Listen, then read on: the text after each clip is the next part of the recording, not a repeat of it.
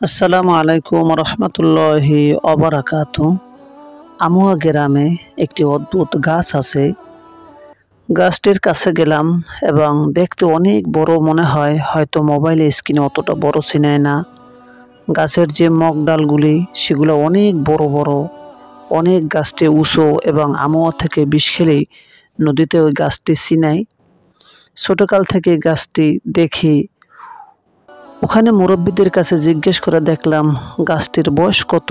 তারা বলল 200 বছরেরও উপরে হবে বয়স। এবং তারা বলছে আমরা ছোটবেলা থেকে এখানে দেখি, আমার বাবারাও এখানে দেখেছে। এবং তিনি বললেন যে অমাবস্যার রাতে এই গাছটির এবং অদ্ভুত শব্দ শোনা যায় এবং গাছটির গোড়ায় গেলে কেমন যেন একটু অদ্ভুত অদ্ভুত মনে হয়। তাই গাছটা এবং কেউ কাটেও না, কাটার সাহসও করে না। হয়তো অবশ্যই এখানে কোনো সমস্যা আছে। এবং গাছটির বের কতটুক হবে জিজ্ঞেস করলাম। তিনি বললেন 18 হাত পর্যন্ত বের হবে মানুষের হাতের, মুরব্বীদের হাতের। এবং গাছটি অনেক জিন গাছ ধরে আছে এবং ওটা কেউ কাটার সাহস করে না। এটা আমুয়া গ্রামে অবস্থিত।